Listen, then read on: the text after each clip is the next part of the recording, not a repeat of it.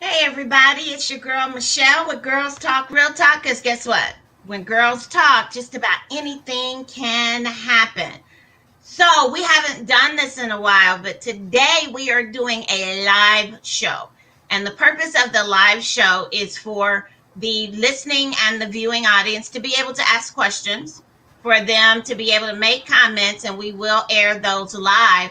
So once you come on, I want you to share the video, share it out so that other people can benefit from the information that we will be talking about. Because today we are talking about relationship rules.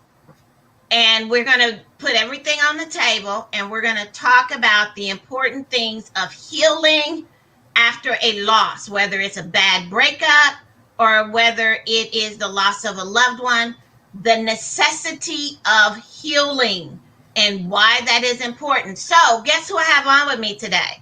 So excited.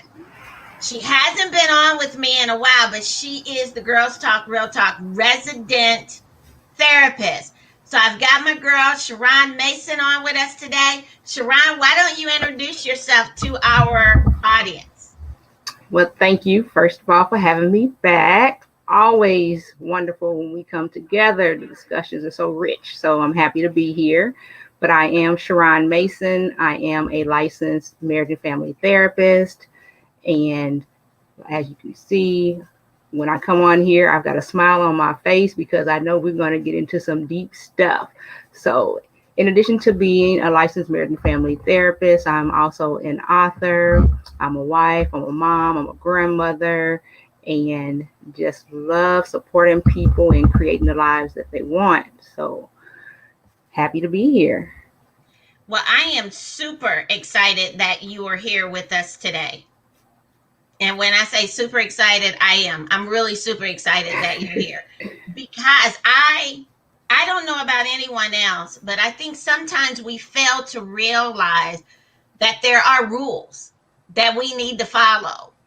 And we can't just go off willy-nilly and say and do stuff that is hurtful, that is petty, that is immature, and that makes us look bad as well as the other individual. So let's jump right into it. Let's do it. For anybody that is on, please make sure that you are sharing the video because we are going to be talking about all things relationship today. So let's just jump right in, Shar'ron. Mhm. So I'm going to throw out a scenario, and it's a scenario that happened in my life. So let's say that there's a woman, Mhm. and she finds out that, unbeknownst to her, her husband is entertaining other women. I'll just say it that way. Um, entertaining other women, and it comes to a point to where there's some domestic violence that happens. And Mhm. so she gets a protective order, has him removed from the house, but now she is having to figure out how to live, how to raise her kids, how to do everything else that she needs to do. Mhm. Where does she start? How does Okay. she pick up and start living, or does she just go in her bedroom and ball up in a ball and say I'm done? Okay. So there are so many layers to it because there are probably days that she will go in her room and be in a ball. Sometimes we think that, okay, I can't have times in which I do this or I do that. So there may, in fact, be days that she balls up, but there also has to be days in which she has other things as far as actions that she's doing as far as her healing. And so realizing that this situation took place and what you just described, there are so many layers to it because you're speaking of the betrayal, you're speaking of being the physical part of it. You know, that's physical betrayal as well. So you're talking about abuse, you're talking about violation on so many different levels. And first of all, she's got to realize that there's not just one thing that took place that was hurtful in this situation. And so thinking in terms of, all right, I'm hurt physically, I'm hurt mentally, emotionally, chances are I'm financially hurt, relationally, all these different ways in which I'm impacted. So now I have to start unpacking those things. Sometimes we look at it as just, okay, there's one thing that took place. I just need to heal from this one thing when that's not the case. I need to look at all these different areas and think in terms of what's hurting me the most. And oftentimes that's the last thing that I'm wanting to deal with because it's so painful. So I may want to kind of stuff it, ignore it. I may want to distract myself, but I need to get to the core of some of that pain and right head on.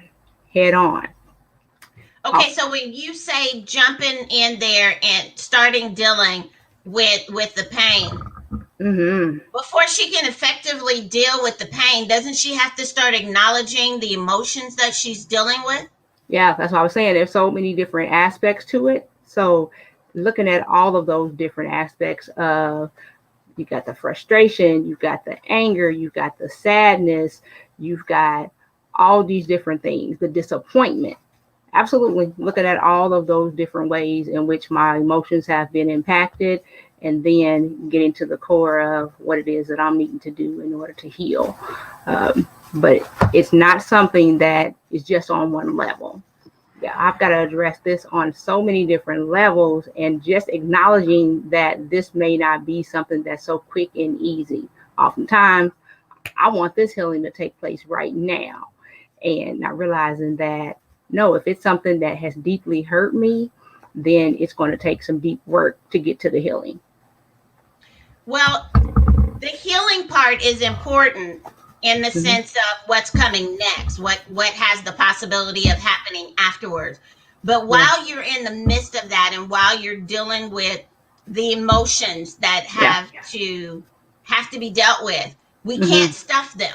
Number No. one, cannot Mm-mm. stuff them, because if Mm-mm. you stuff them, then they will come up and come out in another way. Yeah, it's going And to most manifest. time it's in a devastating and detrimental way to the person who is doing the stuffing, Yes, because absolutely. they can screw up relationships, they can screw up their children, they can screw up themselves. Absolutely. And so let's talk just in dealing with the emotional part first. Yes. Let's talk about the difference between being bitter and being better. Ooh, I got you, girl. I tell you. So I was looking at that.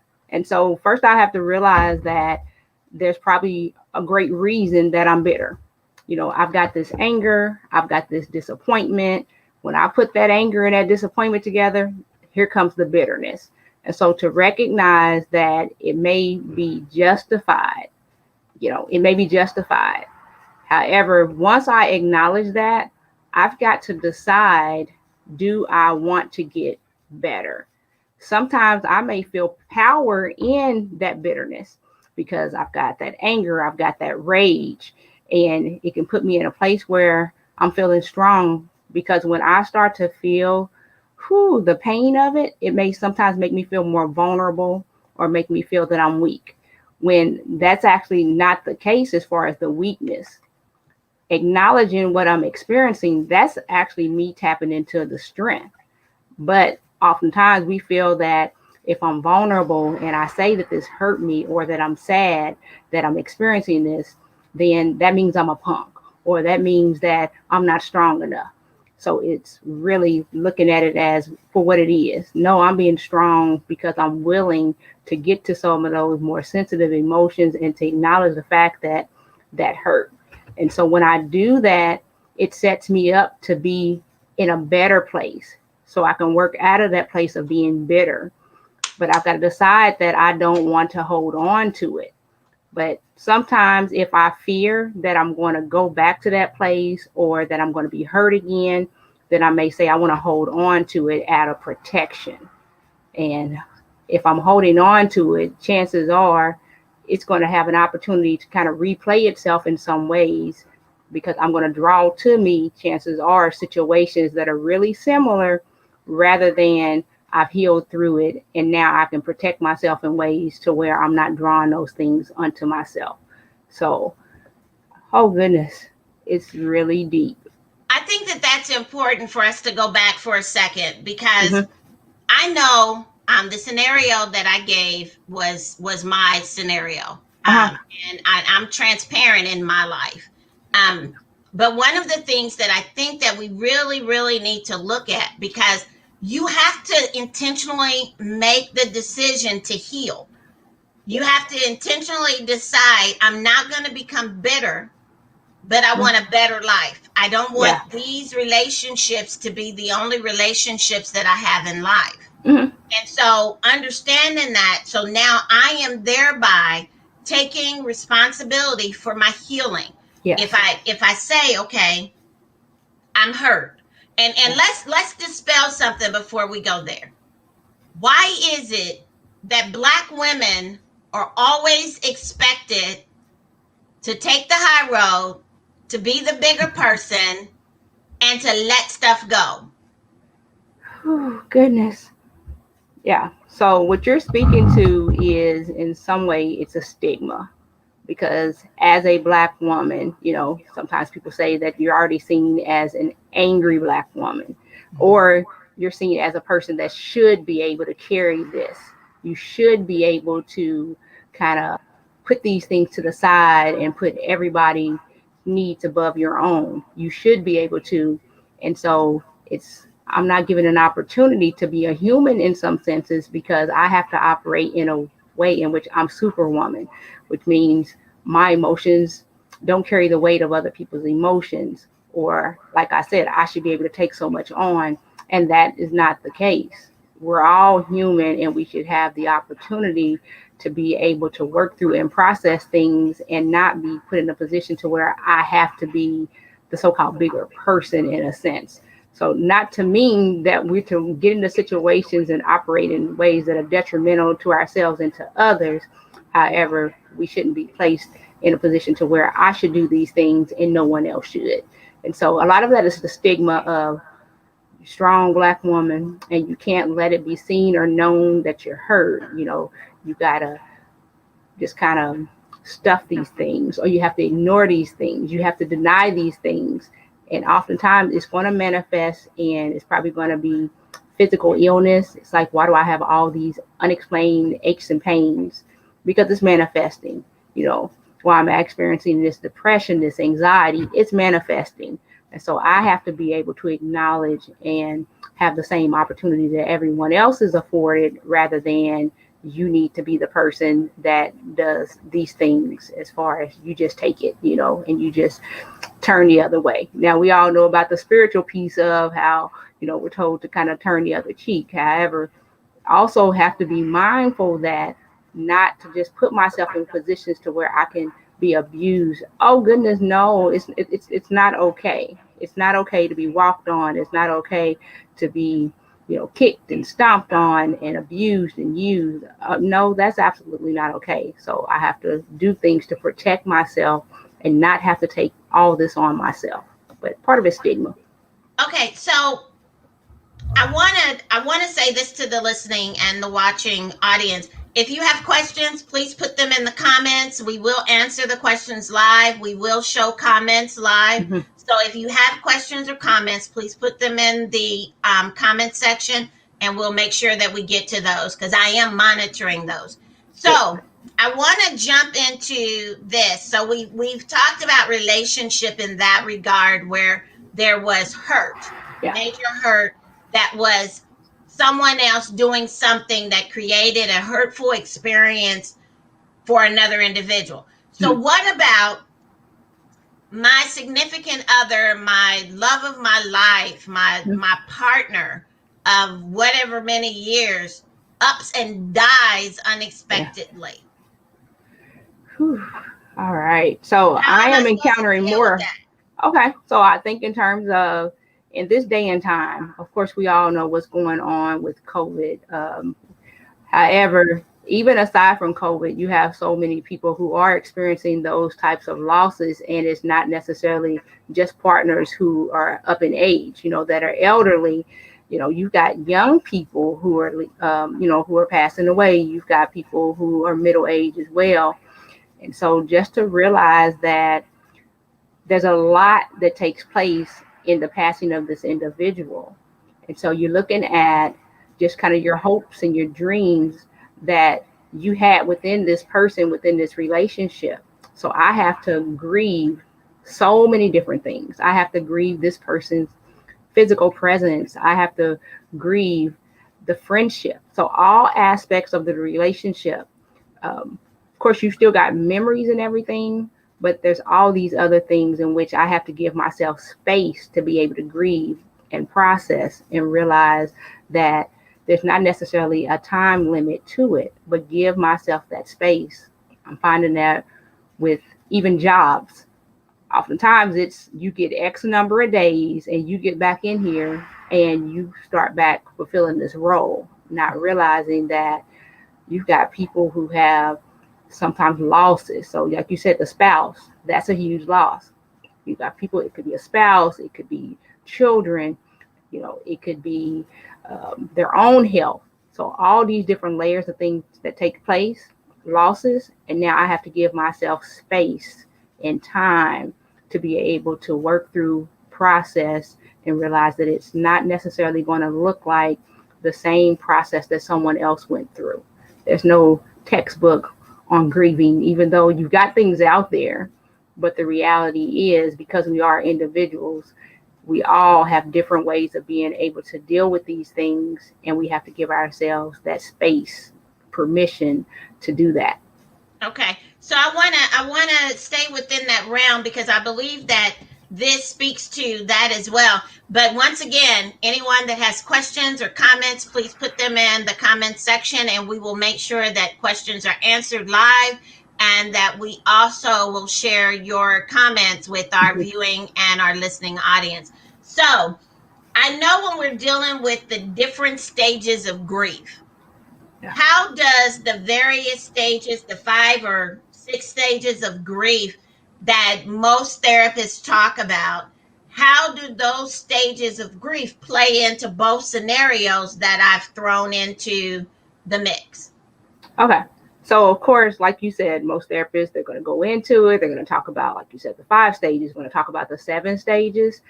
And I think once we have those conversations, so I do a lot of grief counseling, and it's not only in the passing of individuals, but it's in, grieving my career. I'm grieving my physical health. I'm grieving various transitions that have taken place. And so I don't even pull those pieces in because I want to make sure that I'm meeting that person where they are. And I don't want to set them up for this expectation that this is the way that this thing is going to go. And if it doesn't, I'm not grieving properly. So I'm really mindful of, let's see where you're at. Let's see what your immediate needs are. Let's see how we can continue to check in to see what you're needing, how we can have support in there. I mean, so of course we're looking at, okay, if you got denial of, if you've gotten to the place of having the acceptance, that bargaining. So all these different pieces, I'm listening for them. However, I'm being mindful that this is an individual that I'm working with, and then their process is not going to be textbook.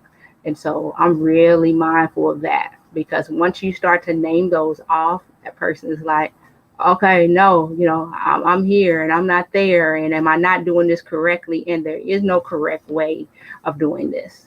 Okay, I'm going to jump in here because I've got someone in the comments. She says her fiance was murdered and they had plans of marrying in March of next year. Now her hope is gone. And she goes March of this year. March of this year. Actually, it's next year. 20. Oh, okay. It's actually next year. Okay. And she says that I'm mad, angry, and I don't want anyone else. How can she begin to heal from this? Okay. So I think in terms of just realizing that I have all rights to be angry. I am hurt, and for allowing myself to feel that, experience that, and not say that I have to rush to be at this next place. And so if I'm saying that I just lost my fiance, then where I'm at, that space is where I'm to be right now. I do not have to rush the process. I would say I need to continue to check in with myself, first of all, to make sure that I am taking care of my basic needs. Oftentimes when there's a loss, I'm not looking to take care of my basic needs. I'm probably not eating like I should be. I'm probably not doing some of the things that I could be doing for my basic health. So I look at the bare basics. Let me make sure that as much sleep as I can get, that I'm getting that if I am needing to check in and to get with a therapist to help process some things, that I'm doing that. So making sure that all the things that I can do, that I am addressing. If I am starting to experience some depression, that I am addressing that. If I'm having anxiety, a lot of worry, that I'm addressing it. And so sometimes we definitely want to see that end result. But the main thing is, let me continue to check in with myself. Let me, those people who are my positive support people, sometimes I may not want to be connected with certain people, but realizing that if I do have positive support people, seeing in what ways can I allow them to support me and to be a help, because that's a heavy weight that I'm carrying if I've experienced that kind of loss. And the fact that I don't want to be with someone else, that's okay. I can be in that space and not rush myself to be somewhere else. Yeah, I absolutely don't have to do that. And so if I'm angry, absolutely allow myself to be angry. For some people, they kind of write it out. Let me write all the reasons that I'm angry. Sometimes I might find that, I'm angry. In this case, it may be at the person who was the perpetrator. I could be angry at various situations and circumstances, and allow myself to be able to express that, give myself spaces that are safe in order to be able to express it, so that I don't have to hold all of that in within myself. Okay, so I want to go back to something you just said, because I think it's very, very important, because you said that you're checking in with yourself daily on a regular basis throughout the day mm-hmm. to see if you need to see a therapist to address the anger, the anxiety, the depression, or anything else that may come up. Why is that so important? Because oftentimes we're kind of we can be caught up in our emotions and not even realize that I'm missing some of the signs that I need to take care of some things. So as much as possible to be intentional, because sometimes I may not realize that I need this or I'm neglecting this. But if I'm intentional about checking in, then I can catch some of those telltale signs of, yes, I'm needing to seek some help, or whatever it is that I may be needing, that I'm needing to do these things. Here it is, 11 at night, and I haven't had a meal all day. Yeah, that's going to impact me, of course. Or if I'm finding that, no, I'm getting an hour of sleep per night, that exhaustion is going to catch up. So being able to kind of check in and see, okay, what am I needing? And what are the channels that I need to go through to get the help that I'm needing? Okay. So I want to say again, if you have questions or comments that you want us to answer, I am sharing the comments that you guys are putting up. Deetra said thank you You're for the welcome. advice that you have given. I have put a couple of things in the chat from what it is that you said. The very first one is to check in with yourself regularly. Yes. The second thing I put down was to write out all the reasons why I am angry, to express myself in a safe place and way. Yeah, and that was just for the anger. I mean, so it could have been around any emotion that I'm experiencing. So I could write around any emotion. It could be around the sadness. It could be around the disappointment. It could be around the fear. So it could be around any of those things, but just finding safe ways in order to be able to express myself. For some people, they might find that now I'm tapping into my artistic side. And so now they may be drawing, they may be sketching, whatever way I find to be able to express myself and get some of those things out that are within me. Absolutely. Let me use those avenues. Okay, so we have Deetra is saying that's what's happening to me, and I would like her information. So I am going to, which I hadn't done yet, I'm going to go ahead and run her information across the bottom, Deetra. You can get in touch with her through her website and or through her email, which is running across the bottom of the screen. So again, anyone else that is interested in having a question answered, this would be your opportunity to ask your questions or to leave your comments at this time. The other thing that I want to jump into, because one of the very first stages of grief, and the reason that I'm bringing this up is because I don't care what type of situation, relationship, breakup, whatever it looks like, there is a process of grief because you're grieving the loss of the relationship. That's it. You're grieving what was and no longer is. So let's begin to think about that, because you do. I know in my own life, when I went through my separation and eventual divorce, one of the things that I had to admit to myself was that I was hurt.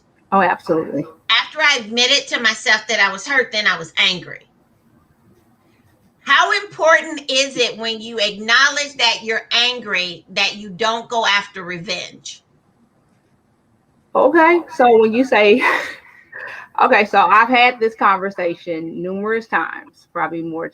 I've had this conversation numerous times, and I like to have the conversation in a way that I don't pass judgment, because when you think about it, I'm angry, I'm hurting, I want you to feel my pain. So for some people, it's a natural response, but realizing that oftentimes the long-term consequence, chances are I don't want that.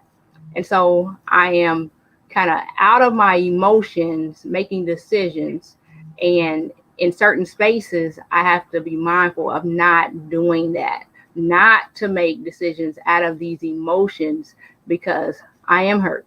And if I'm hurt and I'm making these decisions based out of these emotions, when I get to another space, and if I continue to heal, I continue to grow, I continue to process and work through, I won't be in that space. But I may find that now I'm dealing with these negative consequences based off of decisions that I made in that space, which can be very difficult. We know a lot of people that find themselves in that place. And so it's realizing that I'm not really in a headspace or heart space to be making certain decisions, but I can acknowledge the fact that, okay, yeah, I want to hurt this person. I can say that, and it may be what I'm feeling right now. It may be what I'm feeling for a very long time, but realizing that that's based off of where I am currently, and that may not be the case from now until. And so surrounding myself with some people who are going to be able to support me, hold me accountable, help me to protect myself from myself, because if I act out of my emotions, I may do some things that I can't take back. That puts me in a worse position, and sometimes it's like, well, there can't be a worse position. Sometimes that's the feeling. When you mean worse position, I'm in the worst position. However, yeah, there actually can be worse positions, because now I can't take, this thing back if I've sought revenge. But to realize that, yeah, I could feel like that, and not to necessarily shame myself for the way that I'm feeling. I can acknowledge that, oh, I absolutely feel this way. Now, how do I continue to work through the process of healing? And denying how I feel, that's not part of it. I don't have to deny that I feel this way. Okay, so in the very first part, and I dealt with this, so I can really speak to this, the denial. Oh, well, we're just taking a break. We'll get back together. That's not the end of the relationship. We'll figure it out and work it out, knowing good and well in the back of your mind that there is absolutely no reason for you to take this person back. Mm-hmm. Or in the case of a loss, Yeah. where it was unexpected, and you have not yet wrapped your mind around the fact that they are no longer here, that even if there was an opportunity to get back together, this person is no longer here for you to get back together with. Yeah. So understanding that denial, Mm-hmm. how is one to deal with the denial part of it? Because that seems to, for me, it springboarded me into the anger. I don't know what step came after that, but for me, I went straight from denial to anger. Okay. So when I think in terms of the denial, sometimes that's just protection. Just think, if I had to take all this on at one point, sometimes it can be so overwhelming that our mind does things to protect us. And sometimes that piece of denial, it kind of helps. It kind of, some people can soften the blow some. It's almost like transitional. And so, like you said, once I went from the denial to realizing that, no, this isn't the case, now I'm angry, then yeah, that's natural progression in some ways, but not thinking in terms of this is wrong either. So the denial, that wasn't wrong. That's a way that my mind has helped for me to be protected. The anger, this isn't necessarily wrong either, but it's what do I do out of that anger? What do I do? And like you said, for some, it may be, okay, I'm angry, I'm about to seek some revenge.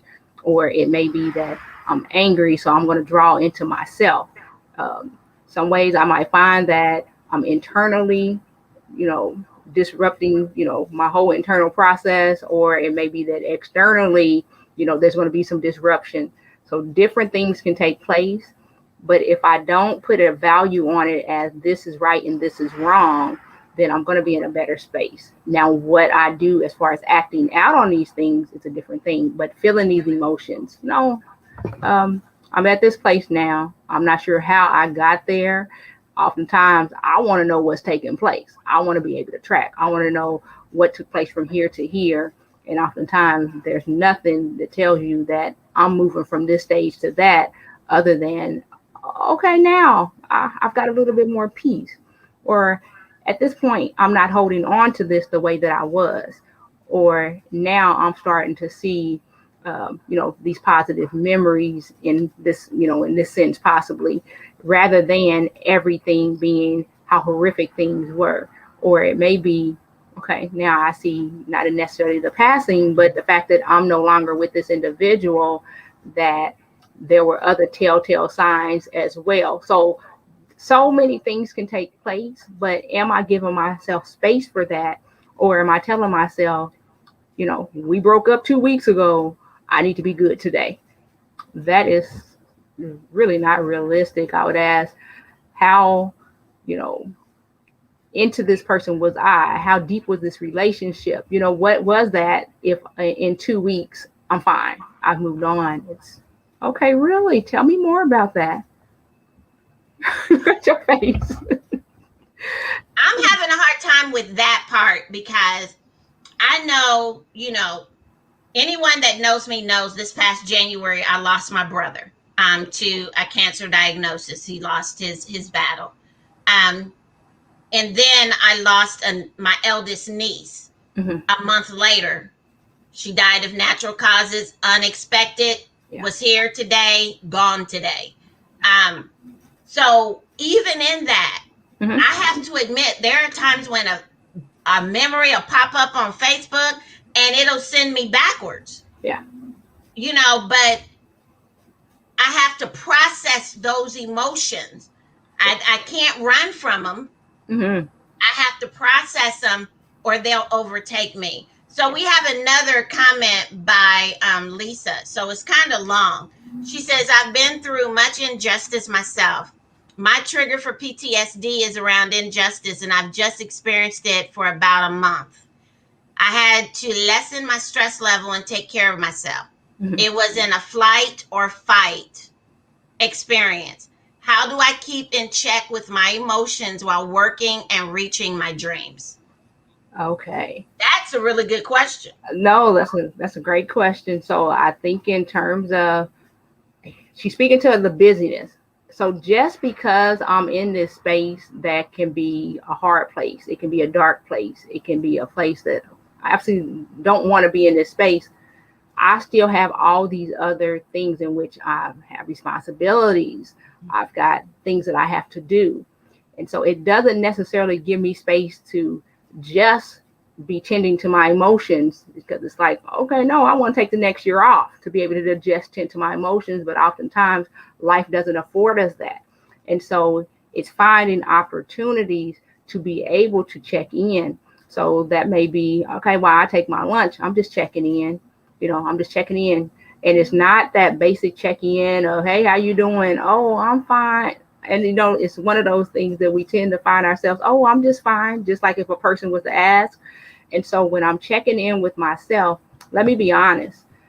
Oftentimes, if I'm thinking about it, it may be, I'm fine. But let me check in with my body. Oh, gosh, I didn't realize that my shoulders were so tense. I didn't realize that I had this going on in my stomach or in my chest, or that I'm experiencing, these pains.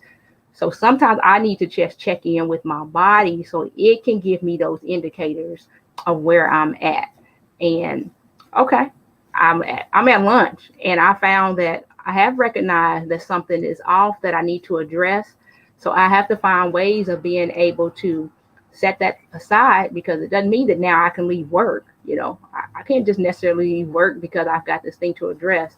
But I have to tell myself that absolutely, I acknowledge this, whatever it may be, and I'm going to tend to you. And then don't forget. Sometimes we are quicker to remember ways in which we need to tend to someone else than we are to ourselves. And I kind of, I'm saying, well, I'm just kind of neglecting myself in certain ways, so I can let myself know that, no, actually, I am going to tend to you, and kind of make that time later on.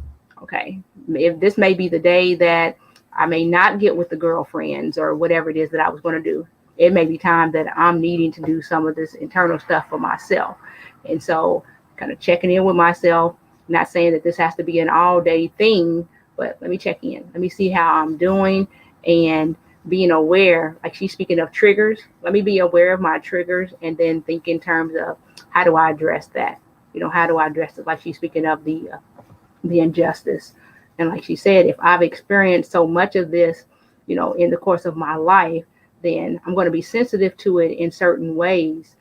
So I might decide that this month I'm just not doing social media, or I'm going to be a little bit more mindful of how much news I watch. So not saying that I'm going to draw away from it for my lifetime, but it may be, rather than doing these things, I'm going to tend to myself in ways so that I can promote further healing, and then I can kind of revisit. So it's just kind of being mindful of where I'm at and what it is that I'm needing. Okay. So So she says, thank you. That's helpful. Managing stress level and reaching our goals is important. It is Yeah. because, like you said, you cannot stop living. When I separated from my ex-husband, Mhm. I was 9 months pregnant with my youngest child. I had two other children that I had to care for. So life didn't stop for me. I Right. had to keep it moving. But what I found was that in the midst of what I was going through, as I was being honest with myself about where I was, Hmm. as I was journaling about Yeah. how I was feeling and how I was processing the things that were going on, as I was talking to that trusted friend Hmm. that I knew that when I shared that information with them, it wasn't going anywhere. Yeah.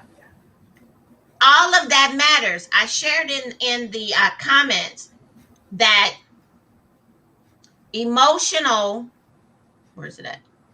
Emotional or mental dis-ease can lead to dis-ease in our bodies. Absolutely.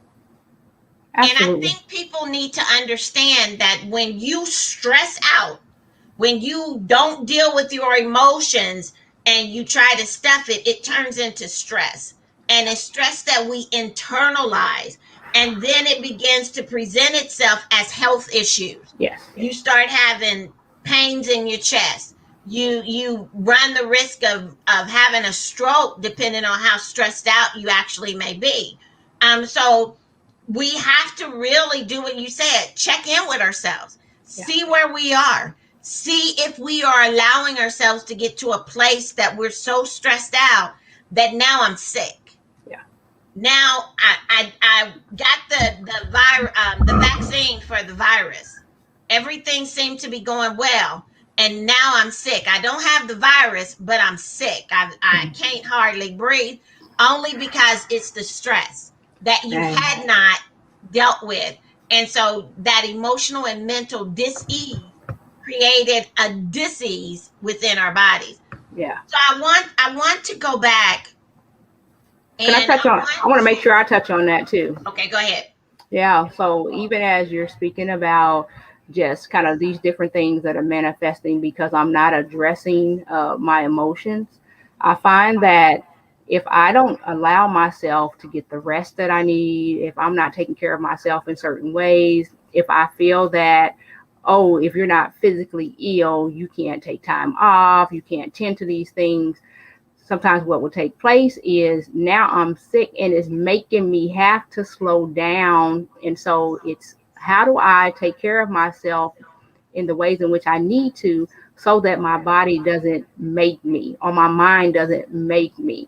Because if I'm not doing these things in and of myself and being intentional about it, next thing you know, now my body says you have no choice. Or my mind says you have no choice. And so it's okay, no, let me be proactive about this and make sure that I am taking care of myself and taking care of myself well. Taking care of myself well and giving myself that permission because I don't want to have to get to a place where I have no choice. That is important. One of the things that I know. Now this did not happen to me, so let me clarify that because I've been talking about me up to this point. So let me make sure I say that. Because then somebody would be like, Michelle said, no. Make sure you get it right. I did not say that this was me. So, what in those instances where you have a petty individual that you just ended a relationship, whether it was them or you, doesn't matter. You just ended the relationship, and now the other person is being petty. They're going around spreading lies about you. When they moved out of the house, they took stuff that they didn't even really need, but they knew that it would get a rise out of you or that you would be impacted in some way negatively.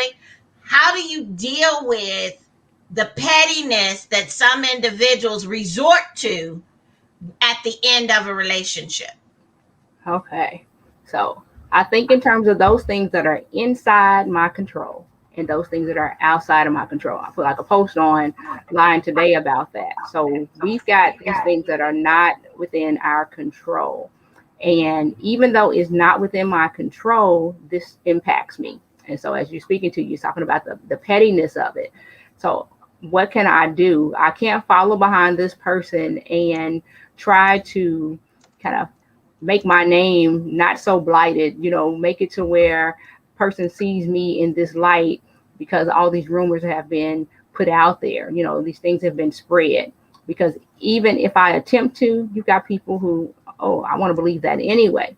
And so I have to be mindful of what's within my control, and then how is it that I want to spend my energy.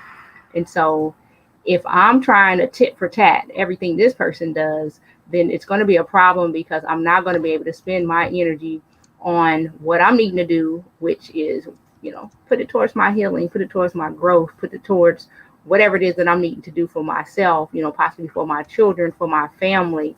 And so it's really, I might find myself at a place where I have to continue to stop and take those deep breaths and say, what am I needing to do? And chances are I may find that there's nothing that I need to do. If this person is trying to get what you said was a rise out of you, then chances are I want you to call, because I want to engage with you. So if I play into that, then I'm giving this person what it is that they need. So if I'm saying that, no, we're not doing that, okay, I'm going to probably have to replace some things, there's a great chance, because when you have two people who their life was, entangled in certain ways, then when we take that apart, sometimes it's not the cleanest of breaks. And so just to realize that some of the physical, material things, some things I may have had some attachment to. And here we go again. Now I've got to grieve that too. So there could be that I've got to grieve these things that left. I've got to grieve the fact that maybe I'm not the person that would have cursed you out. I may not even be that person anymore, but sometimes I even have to grieve that I'm not even doing things in a way that used to be satisfactory for me, because I'm growing in a different way. So it's so many different layers to it, but I have to decide how it is that I want to put my energy forth, because I can't be over here doing all of this and taking care of all of this too. So what do I want to do? But I can't acknowledge the fact that, but I want to, but I don't necessarily have to act on it, but I don't want to necessarily deny it, because now here we go. It's going to manifest in some ways. And so chances are I'm going to be real sarcastic. I'm going to be real nasty. I'm probably going to be snapping on people who have nothing to do with the situation. So just to realize that, that sucks. That was real bad. I really do want to say some things. I really do want to do some things. However, this is where I'm going to channel my energies. This is what I'm going to do. Okay, so I've got another question, but before we go to Lisa's question, I want to ask this question. In the Word of God, and in Matthew, when the disciples went to Jesus and asked him what was the greatest commandments, and the first commandment, he said, was to love God with everything you are, everything you have, in every way possible. The second one was to love your neighbor as yourself. Mm-hmm. I think the part that gets jacked up in that scripture and people overlook is as yourself. So I cannot effectively love another individual until I learn how to love myself. So I preface that first. That's the first part of what I want to say. So my question is this. When I have been in a relationship and I have given my entire self to this relationship and it fails, when I have given my entire self to this relationship and my mate dies unexpectedly, how do I live without them? Oh, goodness. So I gave my entire self. So when you said that, I'm thinking, oh, gosh, you gave it all. So I believe in holding a little bit back for yourself. I mean, and it's not in a sense that I'm withholding. However, although, like you said, we're one, but we are still individuals. We are still individuals, and I have to have this piece that I give to God. I've got to have these other pieces. I've got other relationships. However, when I'm saying that, you complete me, well, actually, I should have been complete. So we got to kind of look to that. Okay, the teacher said good question. So I think in terms of just realizing that there are going to be some pieces of me that are lost, and to acknowledge that. And now I have to learn to put my pieces back together, and they're not going to go back the way that they were originally together. And so I have to acknowledge that no, if this person, they were integral in my life, with the intimacy, all these different pieces, that things that I leaned on, that I depended on, that this is a loss. And if I have this loss, then I have to grieve it and recognize that I just got to work to put some things back together, but it's not going to necessarily fit the way that it originally did. And to realize that it's going to hurt, it's going to take a process, but I can begin that. And I found some people that in doing that, they recognize that, oh gosh, I was able to, of course, have happiness. I was able to have that joy, with that fruit. I was able to have the fruit in the midst of it, but it still hurts. So I can hold both of these things as true. And I don't have to say, because I'm hurt, I don't have the spirit in me. Oh goodness. That's not how that works. So I can have deep pain. I can have hurt. I can have anger. I can have those things. Meanwhile, I can still be filled with the spirit, filled with the fruit. Okay, so jumping from that question to Lisa's question. Mm-hmm. So how do we trust again? Ooh. All right. Let me expound on that before you answer. How do we trust again from a bad, broken relationship? And how do I love again after the love of my life has died? Okay. So when I think about that, the trust piece, first of all, I have to regain trust in myself. And for some people, it's like, what? I never lost trust in myself. So I have to regain trust in myself because I was in this relationship with an individual and some things took place. And, this person did whatever it is that they did. So I have to learn to, first of all, regain that trust in myself. If there's any forgiveness, I have to learn to forgive myself. So I've got to do all these things with myself first. And then I can realize that, okay, I have to be mindful of trusting people that show themselves to be trustworthy. Sometimes, we might have that blind trust. And so I'm trusting people that haven't necessarily even shown themselves to be trustworthy. So I can be aware of trusting folks who show themselves to be trustworthy. I can, continue to build on my friendships, and then also recognize that because I have been hurt in these ways, that this is something that is difficult, but I can continue to heal. And the more I heal, the more I get to a place where I am going to be able to kind of trust. But like, I still go back to that place of trusting, those who have proven themselves to be trustworthy. And so that starts with the small stuff, small stuff. Now opening up all the big stuff to you if you haven't shown yourself to be trustworthy with the small things. But it is absolutely a process. But it starts with, now my heart has to be healed. My mind, my thoughts have to be healed. And if I say that I'm a person who is trustworthy, then I have to say, well, if I'm a person that's trustworthy, is there at least one other person out there that's trustworthy? Sometimes we like nobody out there to be trusted. Well, if I'm a person that's trustworthy, chances are there's at least one other person. So if there's at least one other person, then chances are there's two. So there are some people who are like-minded in those ways.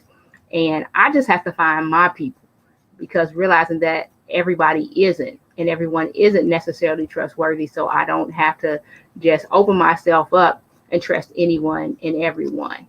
So it's a process. Okay, so we've got some good comments here. Good dialogue that's going on. Again, if you have questions, please put them in the comments and we will answer them. If you have comments, put those in there as well. Lisa makes a good point, and I want to show this. She said, yes, I love myself. I learned to understand boundaries and trying to attract a healthy, loving relationship. Okay, after a bad breakup, after the loss of a loved one, whether it's death, breakup, whatever the case may be, I was stuck here because I don't think people understand the concept of boundaries. That's a whole discussion in and of itself. Okay, so let's talk about boundaries, and then I want to get to, because you had a part two to your question, so I want to make sure I get to that, because you said that. So sometimes we've experienced our boundaries being crossed. We've experienced the violation so much that we don't even recognize that this is something that is necessary. It might be as little people, boundaries crushed, violated, got where you need to respect adults. However, adults don't have to respect you. You need to be mindful, of what you do, the things in which, the way in which you engage with others. But then for some people, it's, well, no one was mindful of the way in which they engage with me. Might have been emotional abuse, physical abuse, sexual abuse. All these things can take place. So we have to recognize that it's okay for me to set healthy boundaries. And then the other side is that there are some people who will not be happy. And so you're going to get some pushback. The nerve of you not to allow me to treat you this way, or to talk to you this way, to do these things. And you've got some people that are going to continue to try to push through those boundaries, burn those boundaries down, to go under and around them. And now I have to decide how it is that I'm going to continue to engage, because sometimes this is, of course, within the family as well. So what am I going to do about that? But first, recognizing that boundaries are extremely important. They talk about those fences, good fences make, what they say, good fences make good neighbors, or however that phrase goes. And so same goes with boundaries.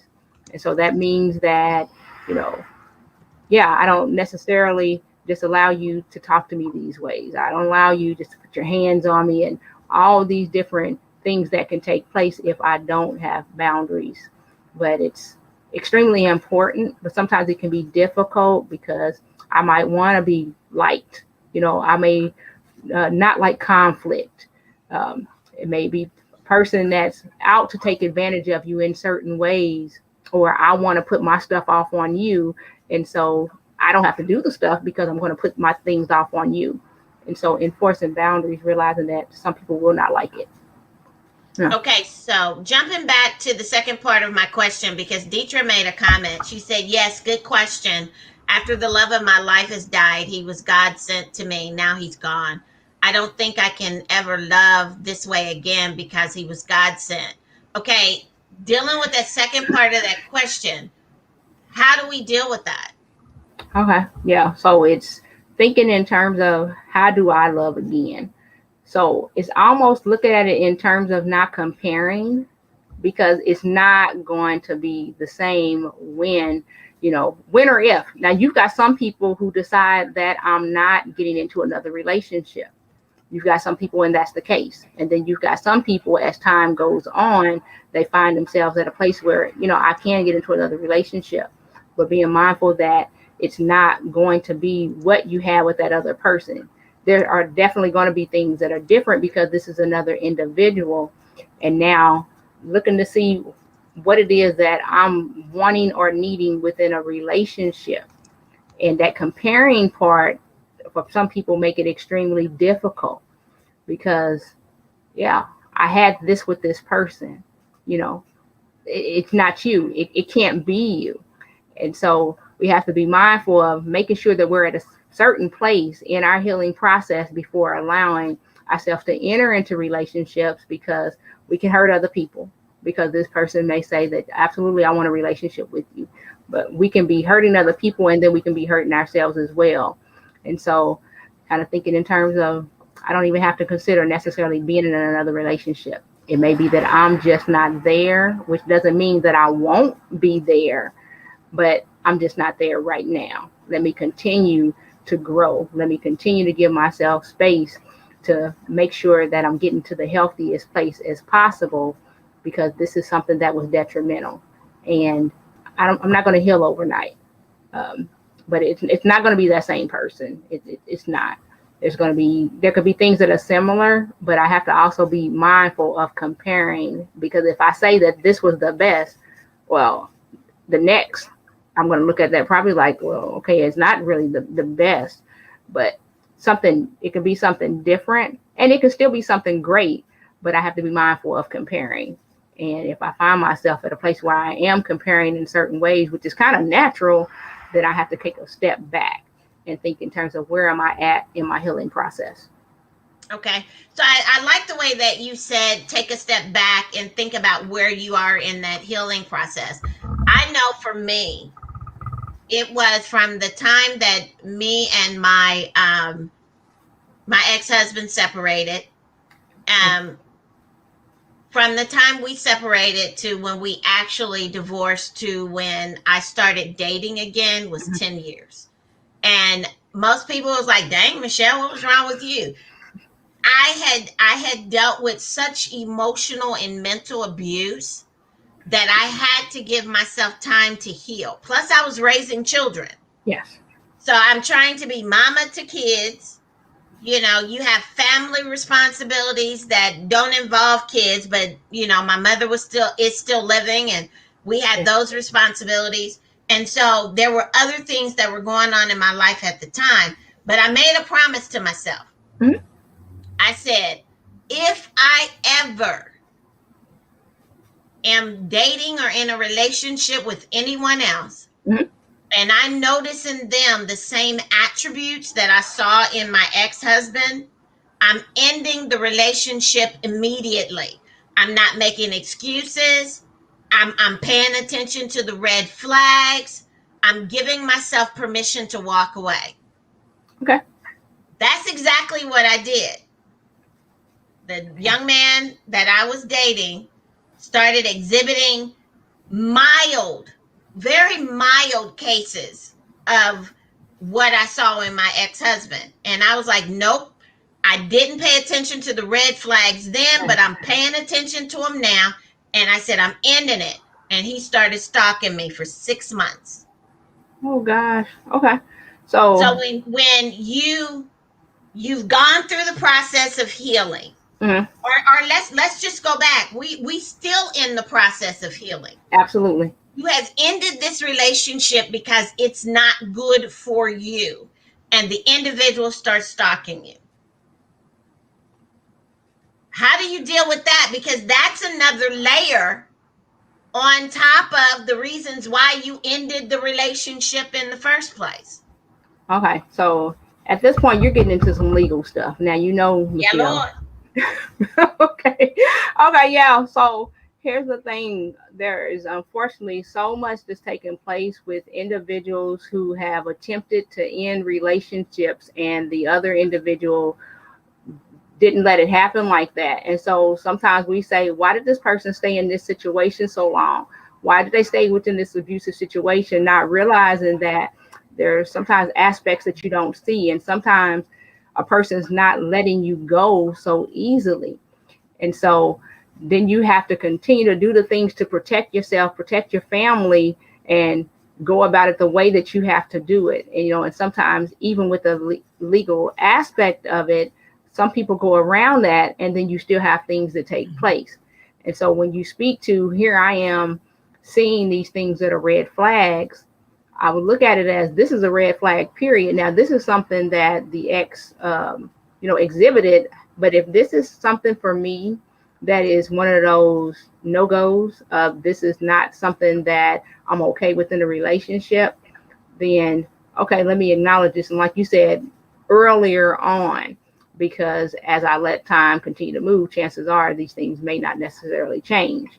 And so it's saying that, let me address it. And I may have to go about things, legally, and, do what I need to do to make sure to protect myself, so that I don't find myself having to be, I have to stay in this relationship, or I have to continue to engage with this person, or I have to do these things, because out of fear or out of whatever that may be taking place. And so there's so many layers to that question as well. Got some layered questions. But Yeah, well, you know me. yeah, yeah. I mean, but I have to do what I need to do. And, being on the outside looking in, it can look like, well, what's her problem? But not realizing that she been trying to get away. And then sometimes, it goes for the guys too. You've got some guys who are in abusive relationships and they find themselves trying to get away. And, there can be things that they're taking place as far as the threats and things. If you leave, I'm going to press charge. I mean, so there can be so many aspects that the person on the outside doesn't see.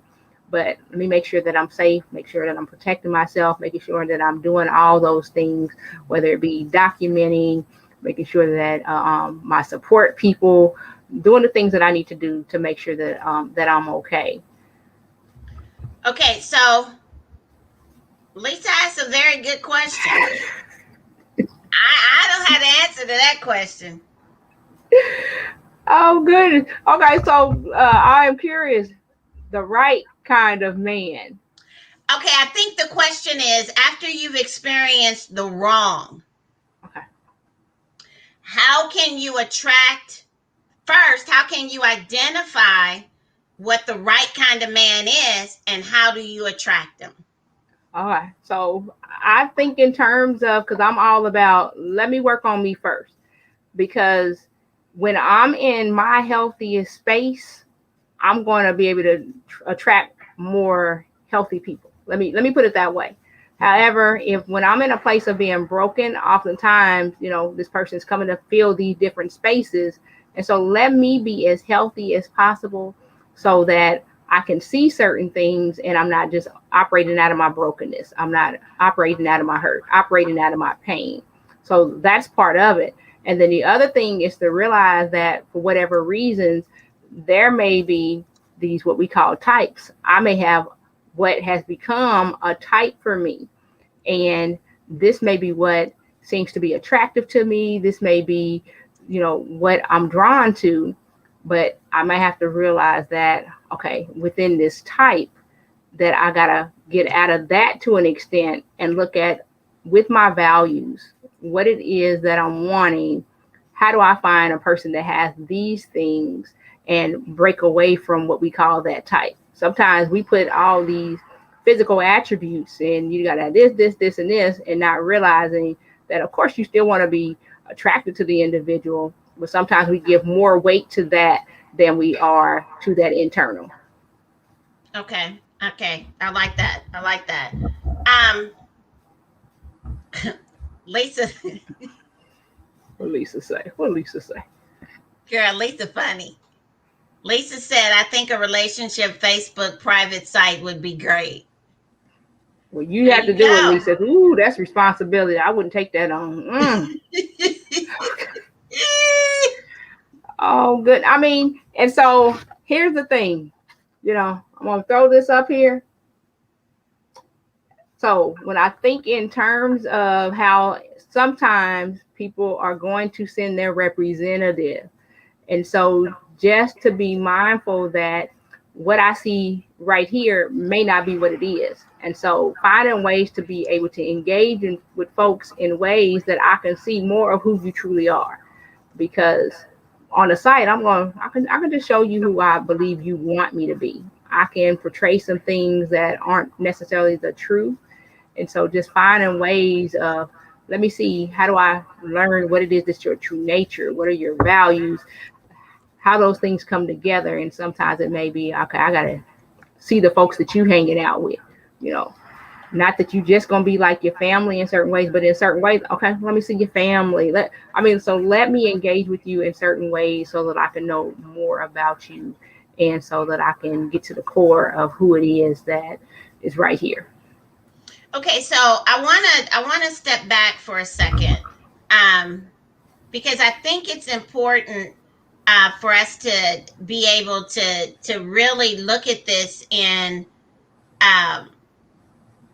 everything that we do begins and ends with us. Mm-hmm. Everything that Michelle does begins and ends with Michelle.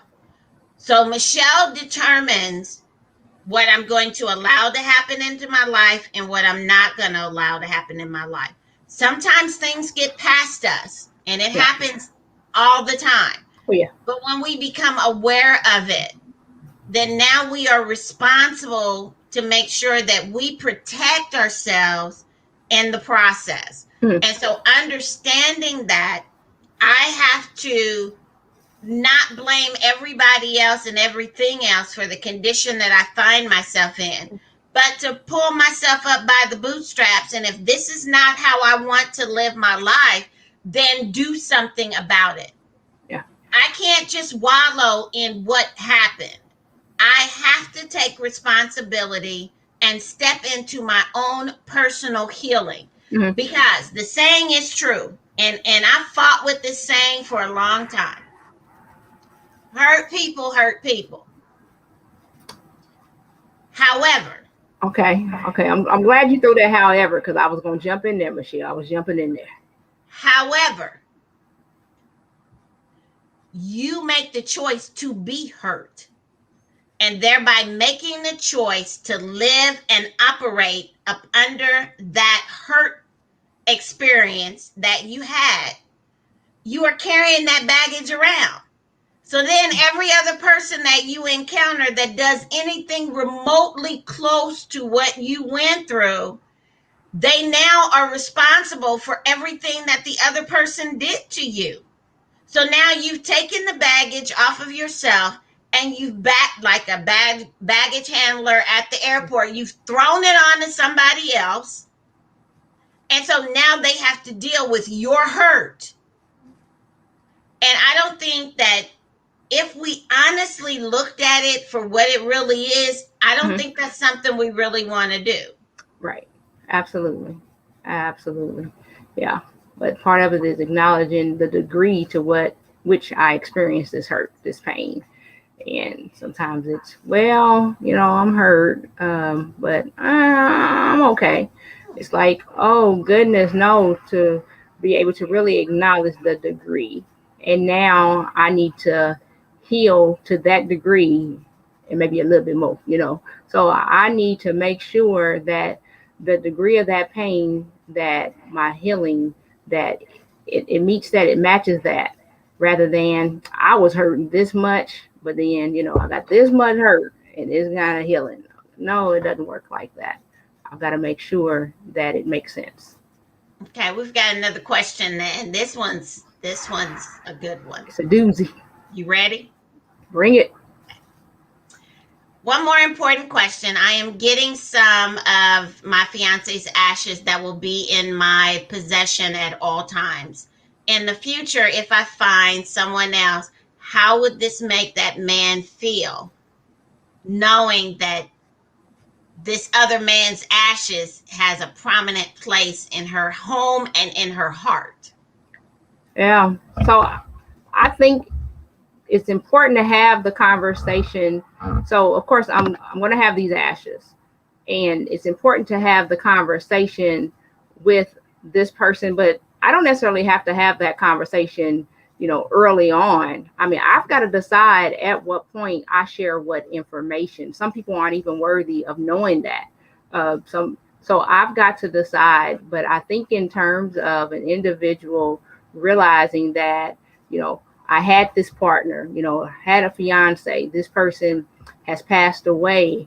And a lot of times people have certain things that they keep, sometimes if the relationship ended and we're just not together, there's more things, certain things that we would get rid of.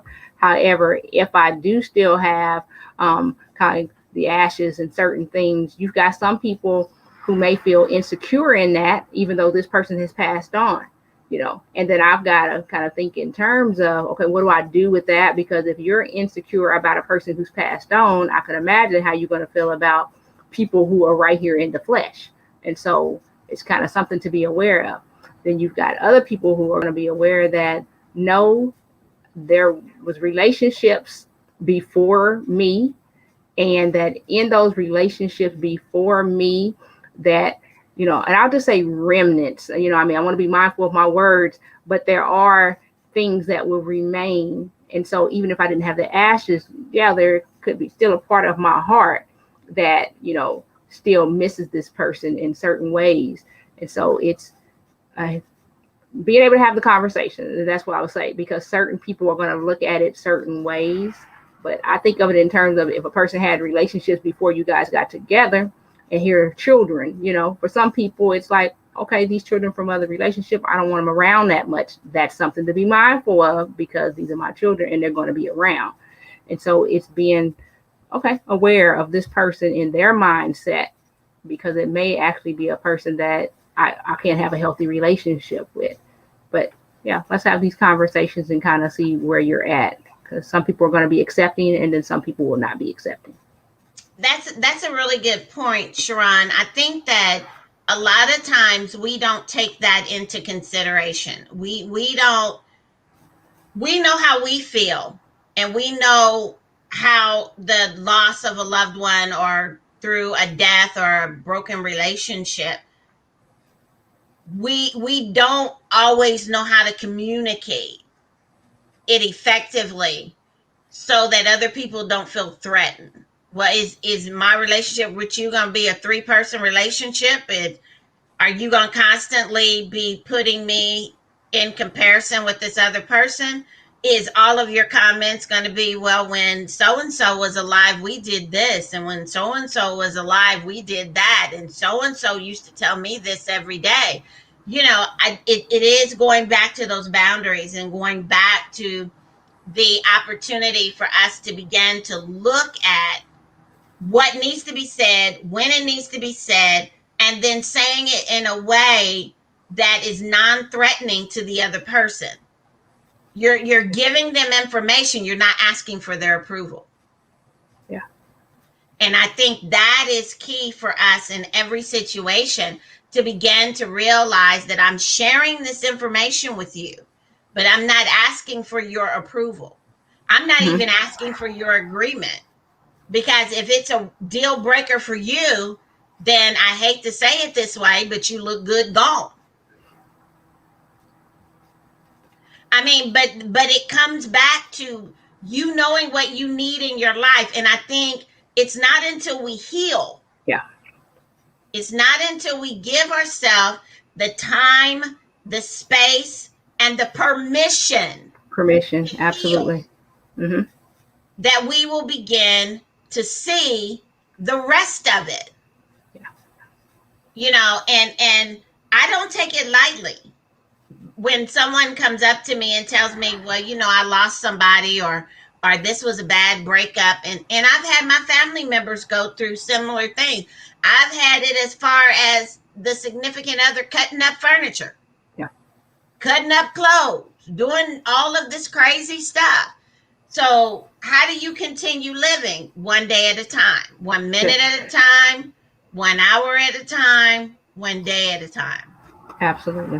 You do not allow their actions to dictate how you live your life. And I think that's paramount, that we understand that people are people, and people are going to do what people are going to do. You can either respond appropriately, which sometimes that appropriate response may not say nothing at all, or Right. you can react and create a whole nother avenue where this individual has access to you. Yeah. Whew. You said a mouthful, Michelle.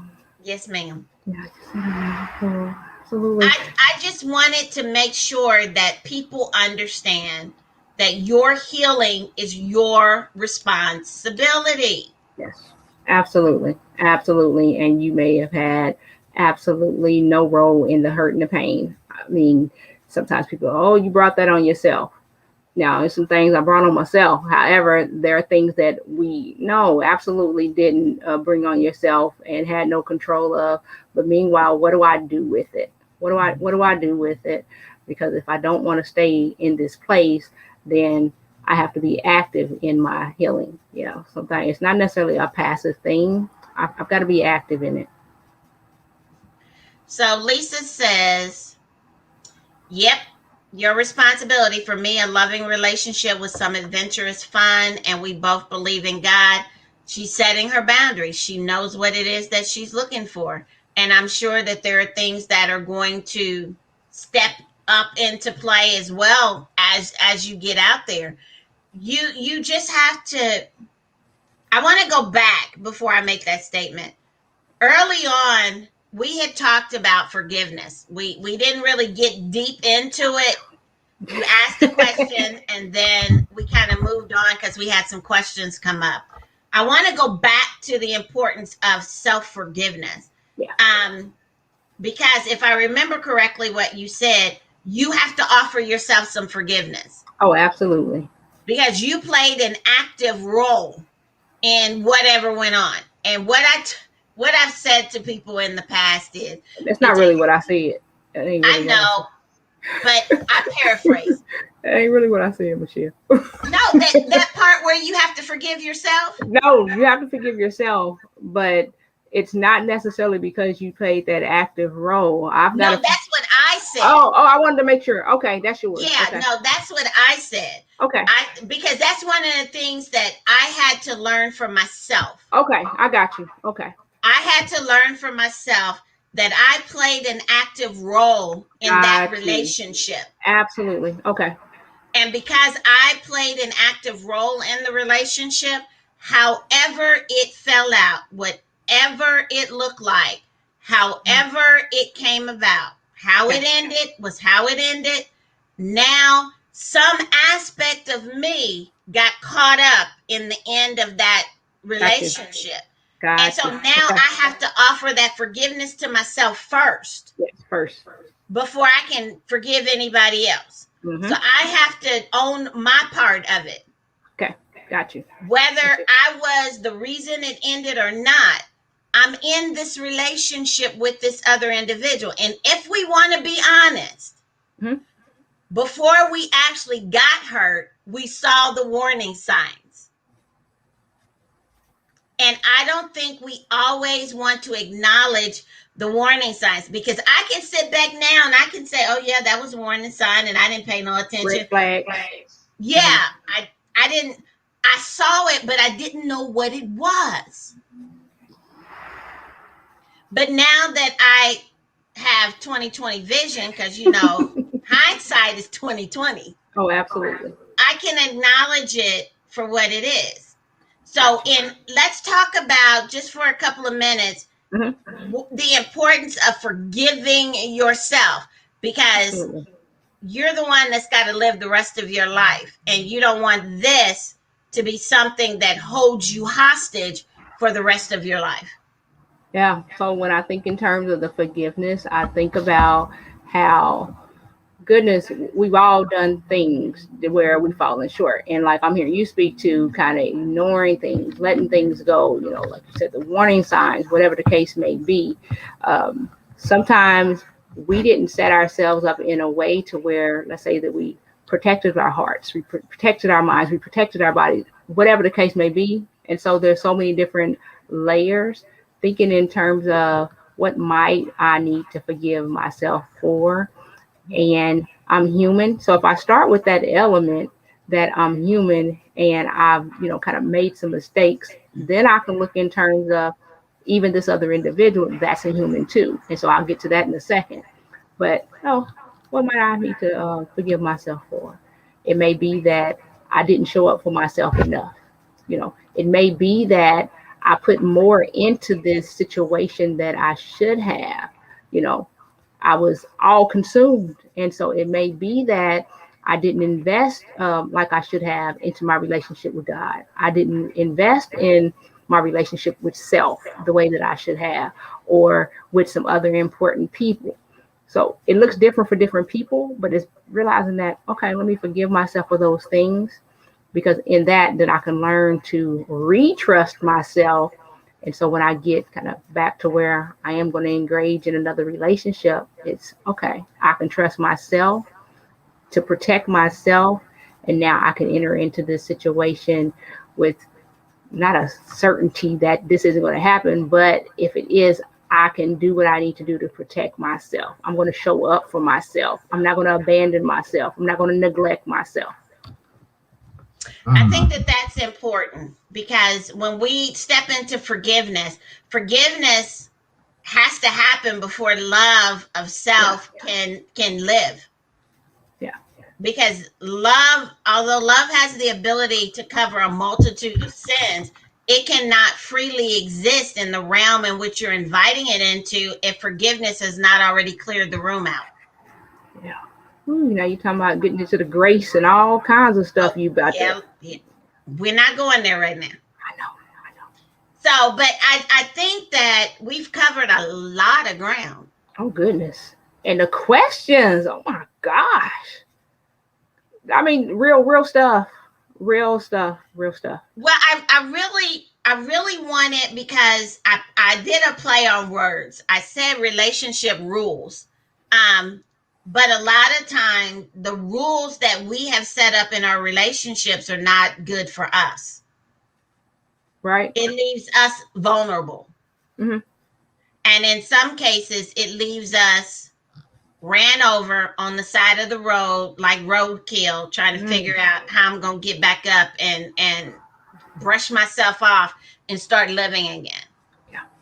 And so for more times than what I can honestly say, it has happened in my relationship with other people, and when people have come and talked to me, Mm. women more than men. And so sometimes the women carry the brunt of the responsibility of the failed relationship or the loss on their backs, and they are carrying this stuff around with them. I even had to tell somebody today, don't let Petty Patty keep riding you. Mm. Don't let Okay. Petty Patty keep riding the front seat of that car. I mean, sometimes you do have to let people know, okay, this is where I'm at. Mm. I'm giving you sound advice that this may not be the time to approach me with foolishness. So, understanding that this may not be the time to approach me with foolishness, then as I move forward, this is all that I'm going to receive from other people, and this is all that I'm going to allow in my life at this Yeah. time. You have the permission to do that. Yeah. You Set just the don't have boundaries. the permission to hurt other people because you've Right. been. Mm-hmm. Yeah. So I think in terms of you've got being passive on one end, you got the aggressive being aggressive on the other end, but I can be assertive all day long. So the passivity, that's not okay. The aggression, that's not okay. But being assertive, that's okay all day long. And so I can express my wants, my needs, and I can do these things that I need to do for myself, but it's not okay for me to violate you as I'm doing that. And I'm also not to just lay there and take all these kicks and all these different ways of being abused. So it's all about how can I be assertive so that I can have the healthiest relationship with myself and then the healthiest that I can have with everybody else as well. That is so awesome. Well, guess what? Guess what time it Oh my goodness. is? Time for me to get my chicken out the oven. This has been an awesome conversation. Um, I think I think we're going to do it again, and just really talk about relationships, Mm-hmm. the different type of relationships that we find ourselves in, and even in those various relationships, the importance of setting boundaries and loving ourselves, even when we're in a relationship with family and friends, Especially. loving ourselves. Especially. Yes, yes, honey, family will take you places you never thought you was gonna go. Find yourself doing stuff you never thought you was gonna do. Mm. So, Shar'ron, thank you so much for coming on. This has been awesome, You're welcome. wonderful conversation. I know I threw some doozies of some questions out at you. Layers, just layers. Yeah. You're welcome, This Lisa. has been awesome. And Lisa, you are welcome, quite welcome. Thank you, everyone that has participated in the show, all of the comments and the questions that have come across. We hope that something has been said that we have shared that has helped you start your journey to healing, that has helped you give yourself permission to heal. Now, Absolutely. nothing that we have said is meant for you to say, okay, this is the only way that I can do this. And since I can't do it that way, I'm just going to lay down. No, Mm-mm. you take what we have shared and you take the time to figure out how it works best in your life. Mhm. And how it works best, it may mean that you only take a piece of it and you throw the rest of it out. You Absolutely. take whatever it was that works for you, apply it. The things that don't, pass them on or let them go, because Yes, everything does not work for everyone. that's right. So, Deidre says, thank you, Michelle, for having Shar'ron on. We'll keep in touch. Okay. And Lisa said, great program. So we thank everyone for listening in. Again, Shar'ron, I'm going to give you a couple of minutes to do a closing, to share whatever you want to share with our listening and viewing audience, and then also let them know how they can get in touch with you. All right. So thank you again, Michelle. So happy to be here. So this came at the end of my week of seeing clients. So Thursdays for the most part. So this was a great end to seeing clients. So I've been having these conversations in sessions with clients. A lot of things around grief. I find that, oh gosh, if I had to give a number to like what grief, I'd say probably 75% of what I see come in is grief in some form or fashion. It's gonna enter into that. It's gonna be something around relationships or actual physical death, jobs, physical illness, just different things. And so when we realize that we're going to experience grief, we have to give ourselves that room to be able to go through the process and to be able to acknowledge what it is that we're experiencing, not to give a value to, whatever this emotion is. We've got these that you can't experience and these are okay to experience. No, actually, all of these are emotions that we can have, we will have, and it's okay. But how is it that I go about expressing it? So give myself a place, a space to be able to process, to work through, and to realize that it can get better wherever I may be. And it may seem like it's not going to get any better, but it absolutely can. I just have to continue to work through the process. And you've probably heard it so many times, but I just have to kind of stay in there and say that I'm going to love myself through this. I'm going to love myself through this. I'm going to take care of myself as best I can. I'm going to reach out for help when I find that I need it. And sometimes I just have to get that. And so I can have somebody to walk along this journey with me. Reach out, make sure you do that and check in with yourself. Like I said, throughout the day. Sometimes it's all right, here it is, 10, 11 o'clock at night. I have had, maybe been sitting in this seat all day, or I haven't had anything to eat. Well, not for me, but that could be somebody else's story. I don't miss meals. But realizing that I need to, I just don't. But checking in to see what it is that I need and making sure that I take care of those needs. And that's how I learn to trust myself, because it's okay when I find that there's something that's needed, that I'm going to do it for myself. And if I realize I can trust myself in certain ways, then I can learn that I can actually trust other people too. There are other people out there that I can trust as well. Okay. And as far as getting in touch with me, like you said, you've got my information on the screen. My site is lovethatrelationship.com, and my email is lovethatrelationship@gmail.com. Okay, so we have one last comment before we go out. Deidre said, I see a blessing in this. Thank you, Lord. We're glad that we were here to be able to answer some of your questions. And please, please don't hesitate to reach out to Shar'ron. One of the things that I do know is that if it's something that she feels that you would do better with another therapist, she will refer you.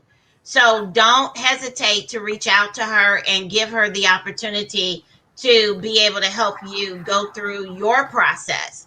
Mhm. Because I don't want to hear about you failing to step into your place of healing because you didn't feel like nobody was there for you.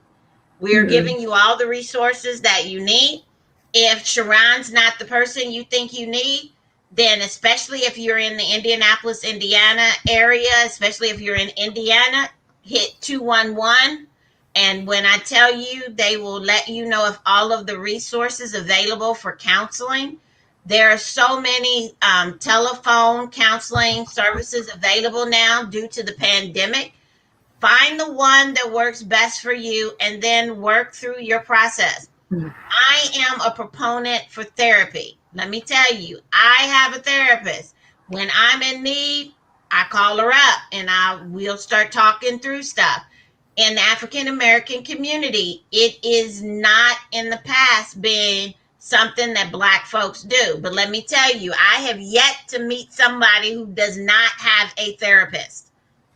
It is a non-interested individual who can come in and offer you a perspective that you can't see because they've had the training and they're not directly involved in the aspects of your life. So they can see things and bring things to you with solutions Yeah. that you necessarily cannot see. So, thank you everybody for hanging in there. This was an extended show today. I am loving the conversation. I'm loving the questions that came about. I thank you, Shar'ron, again for You're being here welcome. with us. So, everybody, guess what? This is your girl, Michelle, with Shar'ron on Girls Talk Real Talk, because when girls talk, just about anything can happen. So, we'll see you again next week for another fantastic show. We'll talk to you later. Bye bye. Bye bye.